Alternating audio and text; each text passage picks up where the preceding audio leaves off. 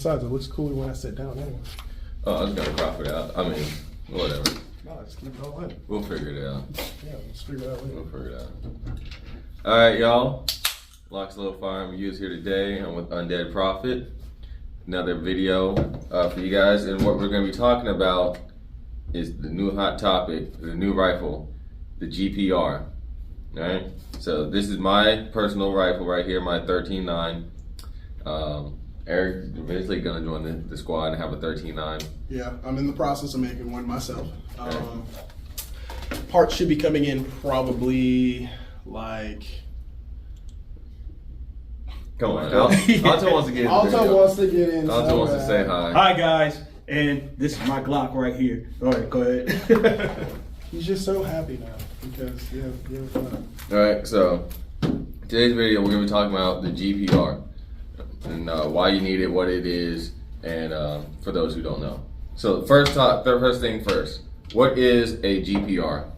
Eric, do you want to give it? Actually, I'll give what it stands for, and then you can go in depth. Exactly. All right. That's how we're gonna do this. All right. So GPR, General Purpose Rifle, basically, rifle to do whatever you need it to do. A general purpose means it encompasses a whole bunch of things, and Eric's gonna go more in depth.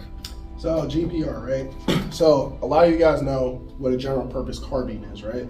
It's what a lot of the community has been preaching about as far as setting up, especially if you looked at not only Thomas's content, Keith's content, a lot of people that do put out content.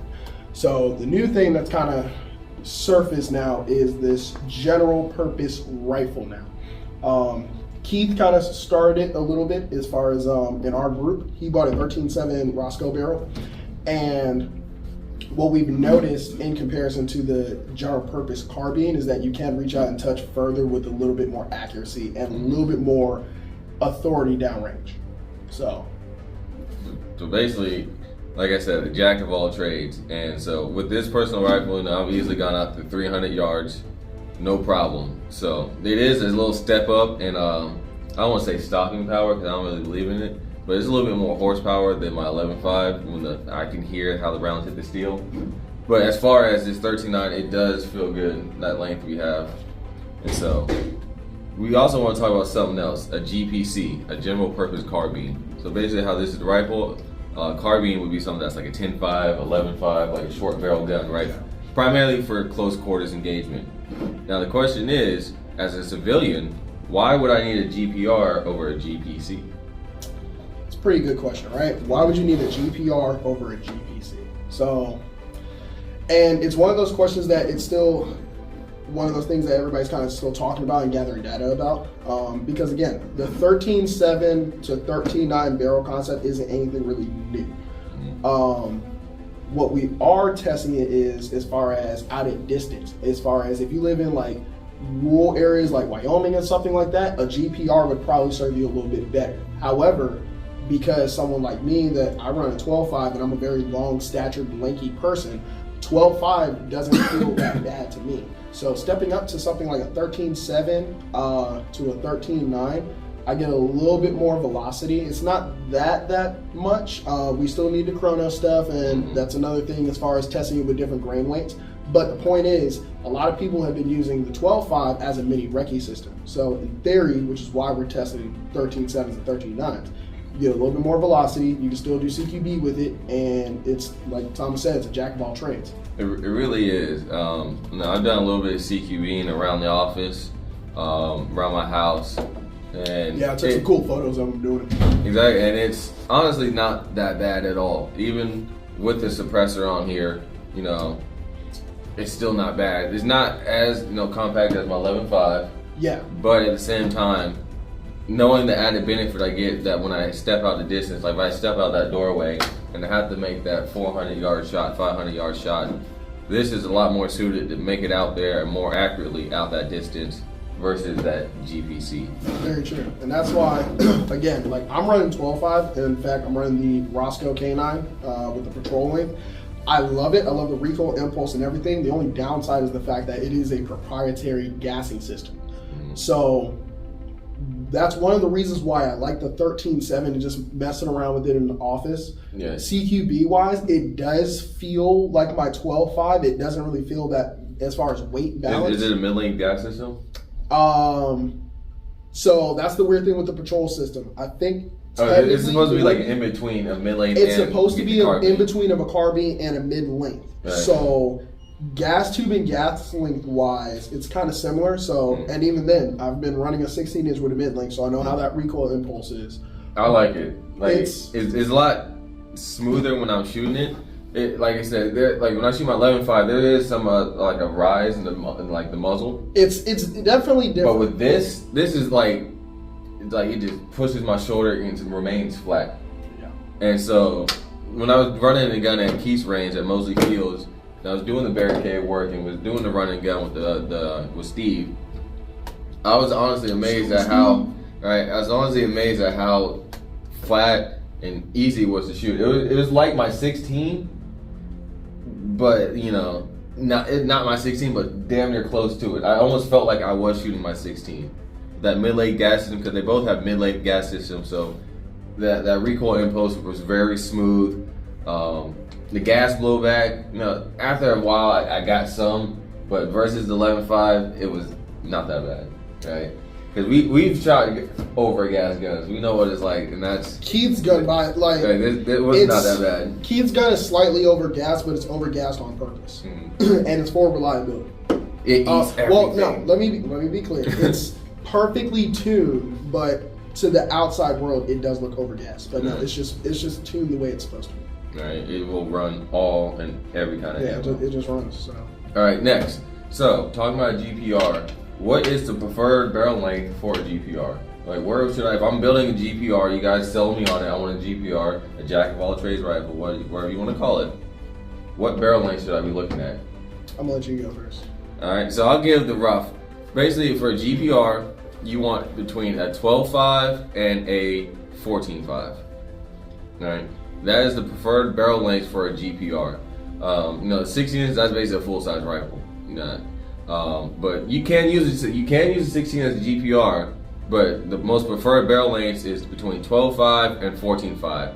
But lately it's been more preferred of the 12.5 or either 13.7 or 13.9, somewhere in the 12 or 13 inch barrel lengths. That seems like to be the good do-all balance. And so I recommend, again, 12.5 to 13.9. How do you feel? I would have to say the same thing, and it's because, right, looking at, again, how some people are setting these things up, and then going and looking at the military sector, right? 14.5, right? That's what any of the M4s are basically chambered in. I mean, not chambered in. The M4 rifles, yeah. The M4 rifles are all 14.5s, right? So, and when you think about it, right, 16 inch and 14.5, velocity-wise, you're only losing, like, what, 20 feet per second? Yeah. Give or take? Okay? Like less than 50. Not that big of a difference, okay? So now when we start looking, which is why I'm very curious to see velocities-wise how it matches up with a 14.5. Based off of... Who has a 14.5? I think Chad does. Chad does. Okay. But, which already gives me confidence that I feel like they're the same. Keith has the ACOG TA31, if I'm not mistaken, that one. But it's one of the ACOGs where it's for the 14.5, the reticle is built for that. And so far, everything matches up at distance with how he set that gun up.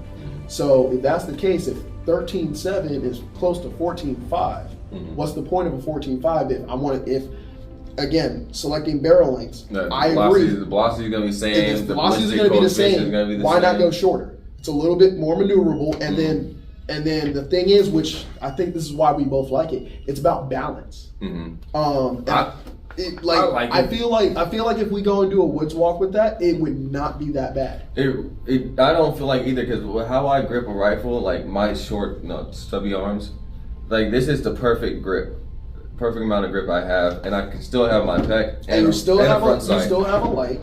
You got IR capability. So, you have passive AR capability. I mean IR capability. And for night vision. And is this illuminated? Yep. I can illuminate that. Right? And so I don't need any excess rail, because any rail outside of that would just be excess weight that I don't need. Exactly. So again, it's about balance. Exactly. It's about balance. And for again, we'll roll into the next one. Who needs a GPR? And so I would say anyone, again, we talk about in the car, anyone who lives in an urban to rural area, where basically like your engagements would be between 300 to 500. Now, if you're out in Wyoming, Utah, just the plains, now you might want to look at a 16, 18 inch, 20 inch barrel. No, talking about AR-15 specifically. Yeah. Because you can, especially like, that's why I feel like out west, like a 16 inch or 18 inch will do you more because you have more room to stretch your legs. But definitely like as you start to move closer east, or even like if you're in California, something like a 13.9, 13.7. Even here in the South, like here in the States, Florida specifically, that 13 inch, again, that GPR size rifle is perfect. It's because I'm liking it more and more the more that I'm on my Exactly, because again, how we run short bus, we go through the woods, and sometimes like everything is like within feet. Especially when it's heavily vegetated, a lot of sticks and brush vegetation down. But sometimes we might step out into that vegetation. Now we're out in the swamps, and now we might have those 200 to 300 yard engagements because now we're more open in those swamp areas. And then if you do take contact or you fall back, now you're back in the brush. Now it's close quarters again. Now you hit another clearing. Now it's opened up, but now it's distance shooting again. Now you get in the woods. Now it's close quarters. Hit another opening. Now it's long distance. And so again, for someone like in the state of Florida, like that 12.5, even the 14.5 inch range, I think is where it's a key. It's perfect. It is, yeah. Even if you do live in like urban, like we was talking about Chicago, like if you live in a heavily urbanated area, even in those areas, you still have places like you get to like higher elevation. Now you can make those long distance shots out to 200, 300, 400 yards. And so even something like this would still benefit you out there. That's why I call it like jack of all trades. I think really, except for like the people in the extreme plains and stuff like that. True that. Well, I guess now the bigger question, which is what we're going to segue into, which is optics for GPR, right? So I think the main thing which would help it be the actual jack of all trades is your optic selection. It has to be magnified. So, and this is where yes, it has to be. I feel like it does have to be magnified. Right. To take full advantage of the fact that you have a longer barrel. Now, going to me, right? I've been running 12.5. I've stretched 12.5 out to 300 with just a red dot. The problem is just using a red dot, it's very hard to PID on a man-sized target out at 300. However, if you have something that's a little bit more magnified, it would make it helps a lot.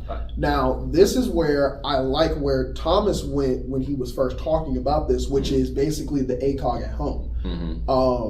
As some of you guys know, we've been testing as far as LPVOs and stuff. It's not that LPVOs are bad. It's just that if you want a really good one that you want it to do a lot of different things as far as ranging targets, PID with actual clarity, something like the Vortex Razor is like one of the only ones, and like I think like the EOTech Voodoo and like a couple other ones, but you're looking north of $1,000. And then you still take in consideration you got more moving parts. It's 1 to 8, all that stuff. However, something like an ACOG or a prism optic that's already at a fix. For those who want to know, this is the primary Arms SLX 5X prism optic. It's under $400, and so basically it gives you a 5X etched reticle, so no batteries. It does have a battery for illumination, but the reticle is etched in there, and so you don't have to worry about that ever going away or failing unless like you destroy the optic somehow. Yeah.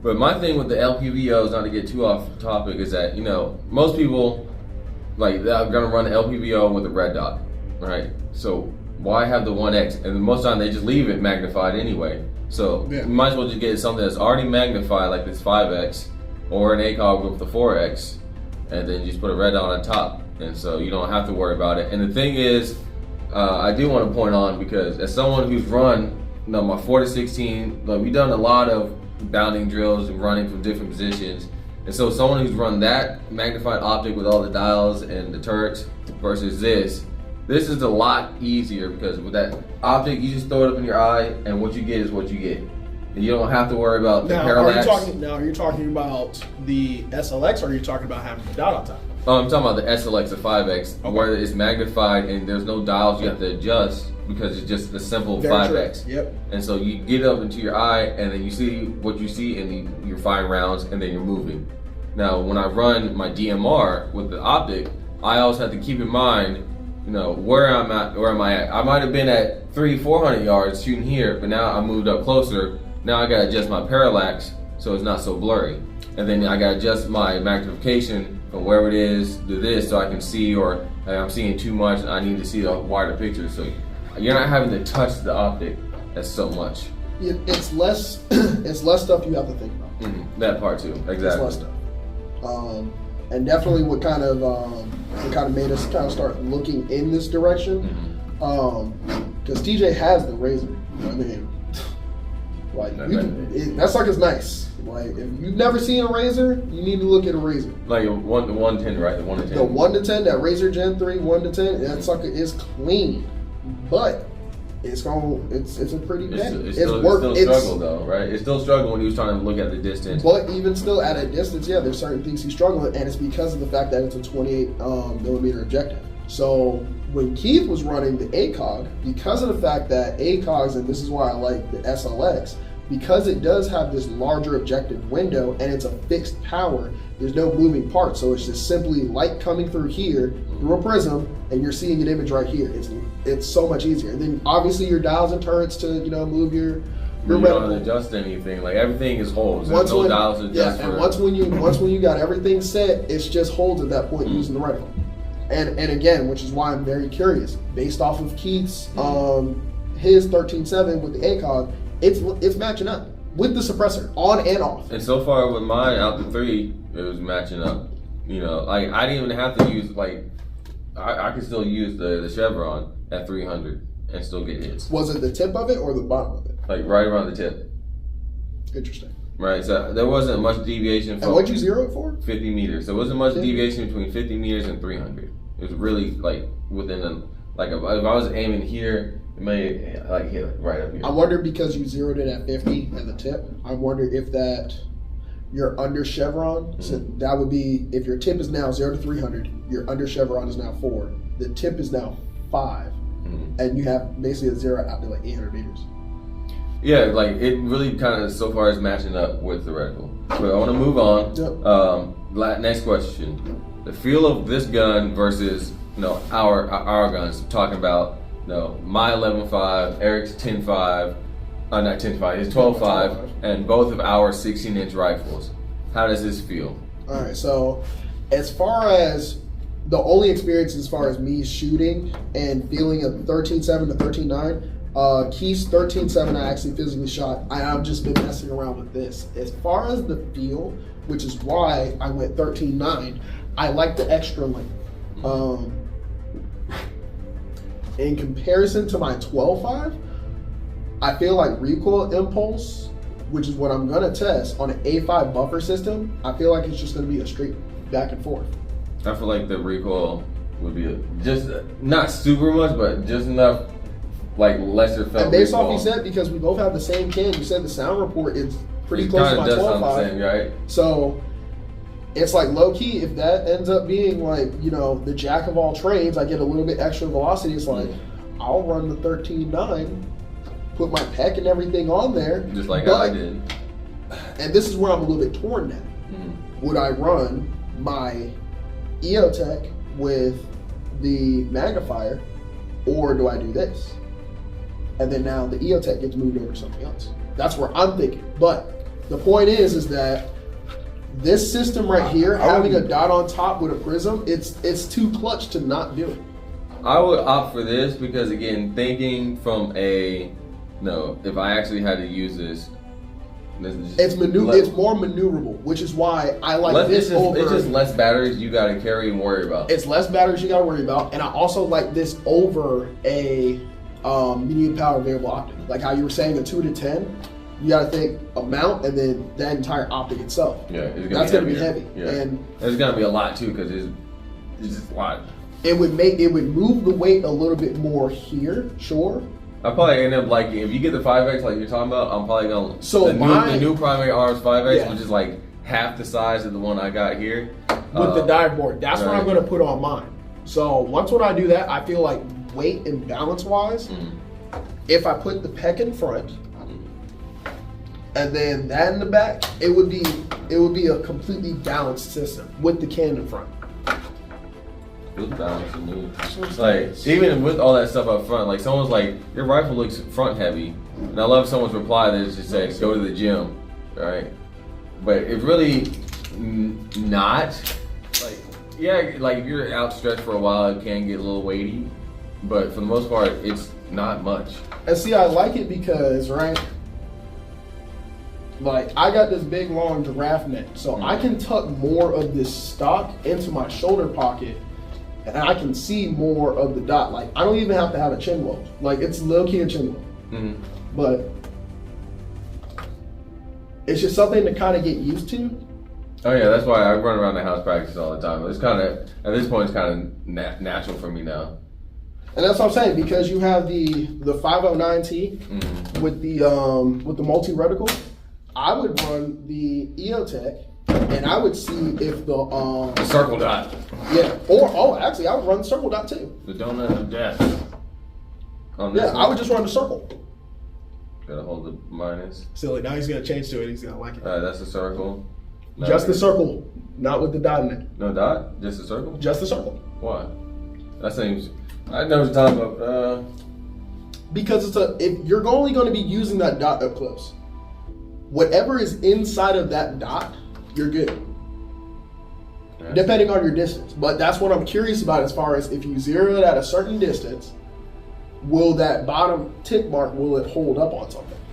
Like granted, you wouldn't be using that at distance, but up close, as far as like an EOTech, how you use that bottom tick mark. Oh yeah, if you're up close for as I'm curious if you zero it at a certain distance, if that's how it works. That would be dope. That would be, but all right. So last topic before we get into our closing remarks. Yes. So what is the main benefit of a GPR? So if someone asks us why get a GPR, what would you say is the benefit of a GPR? It's a combination of a bunch of different things. If you want a night vision gun, something that you can stretch out a distance with, something that you can use for close quarters, it's good at doing all of those things. And I have to say good because, God forbid, if this goes down, I would just end up reverting back to 12.5. Because 12.5, I can still do all of those things because it is shorter, but it's not going to do certain things as well. That's where I do like this whole 13.7, 13.9, because it scratches an itch that I wish 12.5 would. Right. But again, that's something that we're still testing. Because if it does, then it's like, all right, cool. I won't run 12.5 as my main. I'll run 13.9. Because it is honestly like the perfect middle of the road. Because like the preferred barrel length, for a rifle, for AR-15, they say 20 and 18. We're talking about 16 to 10.5. And I think about 13.9, 13.7 being right in the middle of that, you're gonna get honestly the benefits of both worlds. Exactly. The scale's not gonna really tip one side or the other. It's gonna be like right in the middle. It's not gonna be perfect CQB, but it's gonna be good enough to do that. It's not that issue. It's not gonna be great at long range, but it's gonna be good enough to where it's not really an issue. It's like a Glock. It's the start out car for any need for speed. This is like the Glock 19 of the AR-15, like the compact, right? Exactly. You got the subcompact, you got the compact, and you got the full size. So what would be the full size? No, 16 to 20.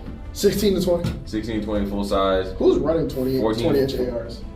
So who's running 20? Oh, there's some like I was a Marine in Vietnam. There's that guy. Guy. But there's people like, don't get me wrong, who are rocking the 20 inchers.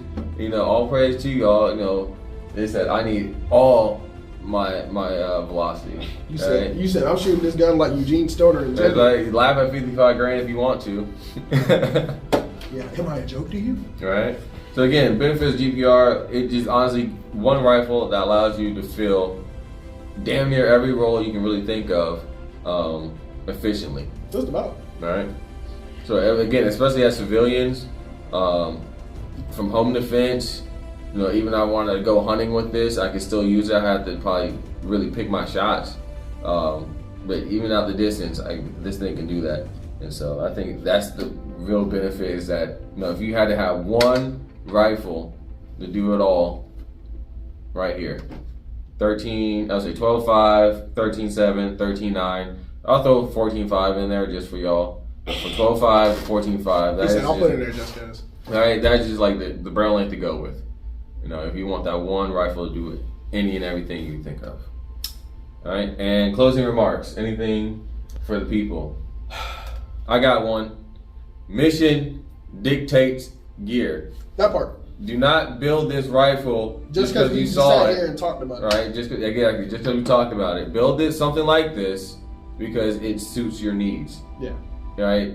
If again, you look at where you are. If you are in like super populated urban area, maybe a GPC is beneficial to you. Like if you live like downtown, like Seattle, there's really no woods around you. Like it's just miles of city and urban. Then a GPC might benefit you, right? Because even with a 10.5, 11.5, you can still make 300, 400, 500 yard shots. Mm-hmm. Right? Keep me swacking steel at 300 with his 10.5 all day, every day. But again, you just gotta look at your mission and what you are capable of yourself. So, that's what my closing remarks. Yeah, honestly the same thing. Mission dictates the gear. Again, that's why I'm experimenting with this, because based off of our area, it's one of the reasons why I went 12.5, because I can reach out and touch stuff at 300 with lethality. But with the 13.7 and 13.9, I'm getting a little bit extra velocity, which means a little bit extra energy upon delivery. So, in theory, again, like I stated earlier, if it does everything that my 12.5 does, just a little bit better, then this just became my primary, and my 12.5 will just become a backup. It's a win-win for me. It would be interesting if we did test it to find out there's not much difference between this and your 12.5. Velocity-wise? Like all that, and you come to find out like that 12.5 basically does what this does just as fine. I'd be pissed. Right? I'd be slightly pissed, but at the same time, it would be still kind of a win, because now you know if that 13.9 goes down, the 12.5 can pick up just as fine. And no, here's where it would be, and I guess this is where we can kind of segue into this little bit of a conversation as far as the muzzle devices, right? Now, depending on, again, where you live, at the end of the day, you're gonna have to pin and weld this. So when it comes to the 13.7, right, there's a lot of muzzle devices on the market that you can pin and weld. You got to do your research as far as which ones will work for what, especially when we start to have the conversation about suppressor use. The thing is, which is why I like 13.9 more, it opens up and kind of gives you more wiggle room as far as when you pin and weld whatever muzzle device, you're probably going to be at 16 inches.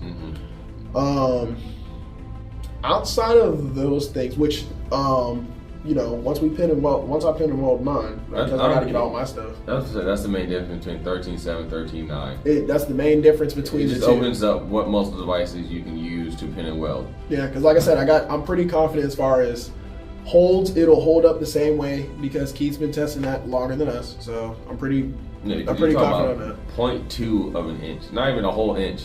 Yeah, not even half an inch. It's 0.2 inches. Like how much? Like if I lose any muzzle velocity, it's like what, 5?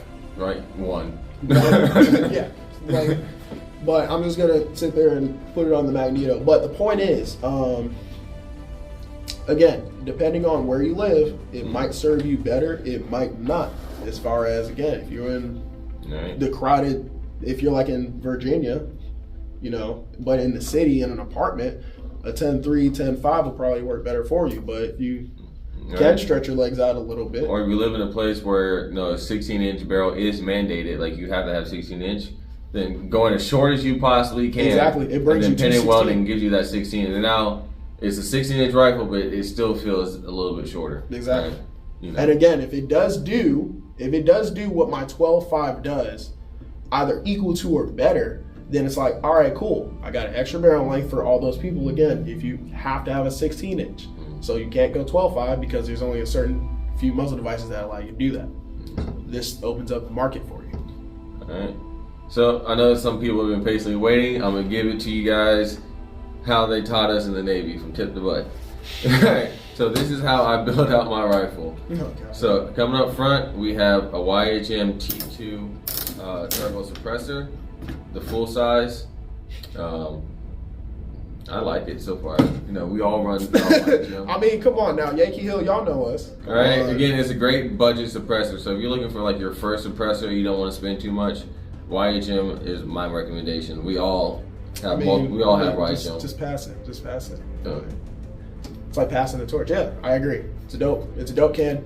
If you're not trying to spend, you know, RC2 money, but you want a quality can, these Turbo T2s, they're awesome.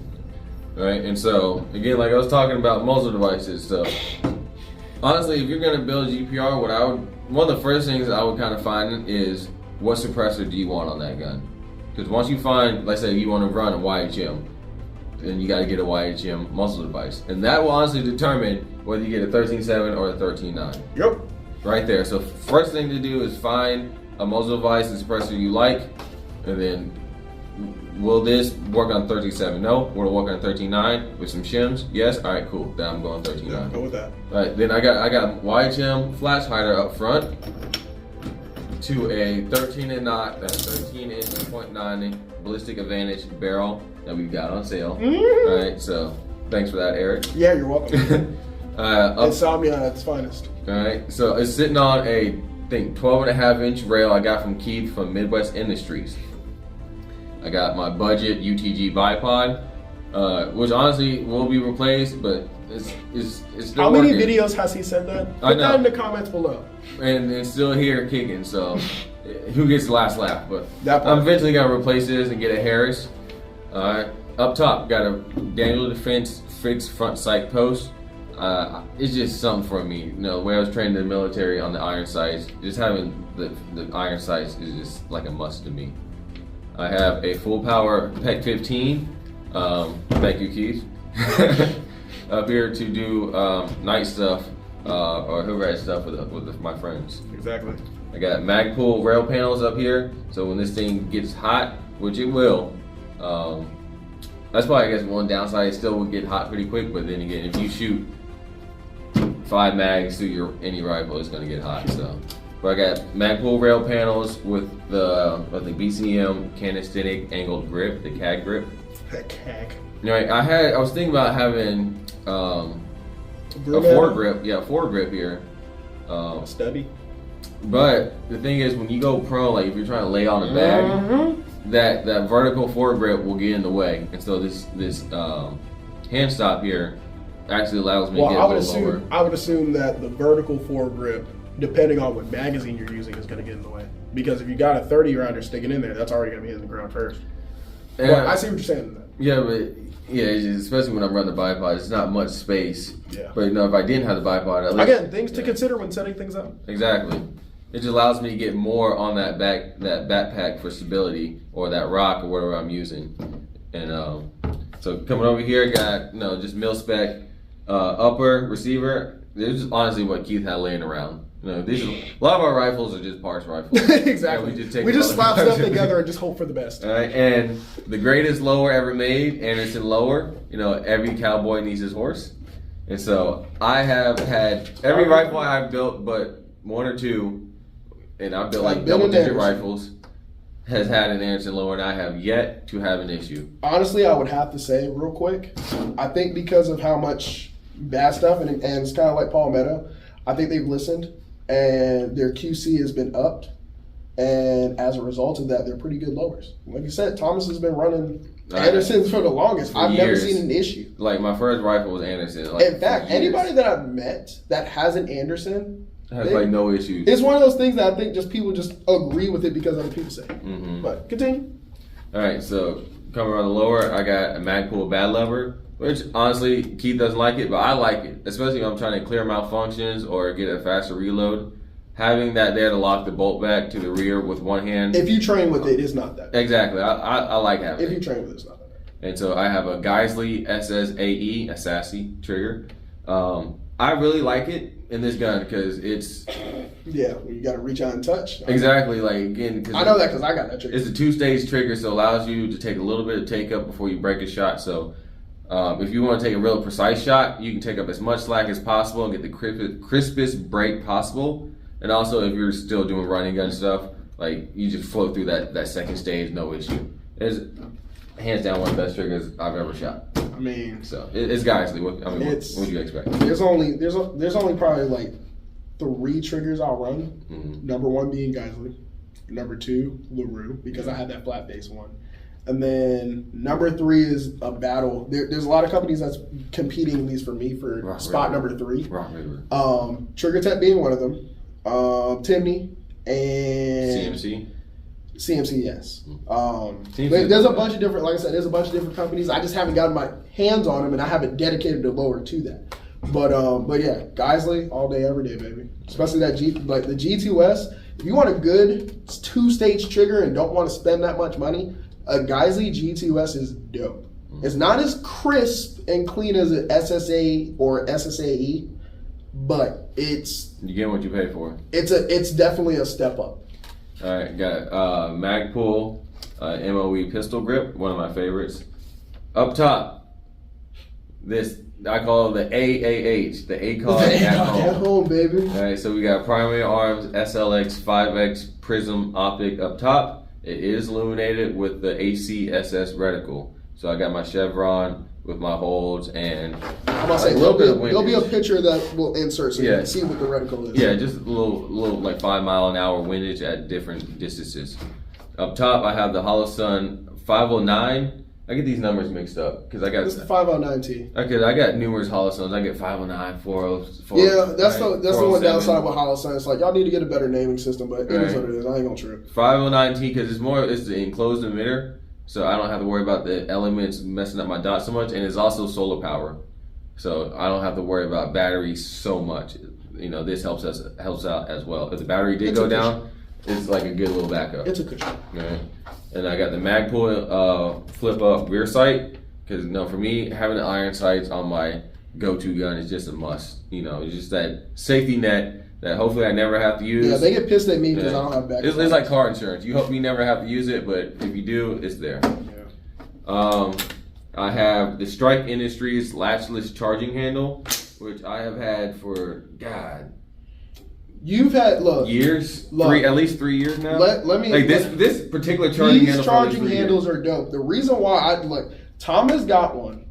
I ended up getting one because Keith just breaks everything. He's the only person I know that has broken mil-spec charging handles, Radiant Raptors. I think the only one he hasn't broke is a BCM. And I was like, let me just skip through all of that and let me just go to a latchless system. Like the simple fact that I don't have to worry about breaking a latch because it fixes on the inside of my upper receiver is super clutch. Then when you put the ISO tabs on there, you don't get as much gas in the face. It's a super dope system. And it's ambidextrous as well. And it's ambidextrous. And I don't, again, because there's no latch. Now, and I thought, it might be a training scar, but just knowing, okay, if I'm using a mil-spec one, the latch is here.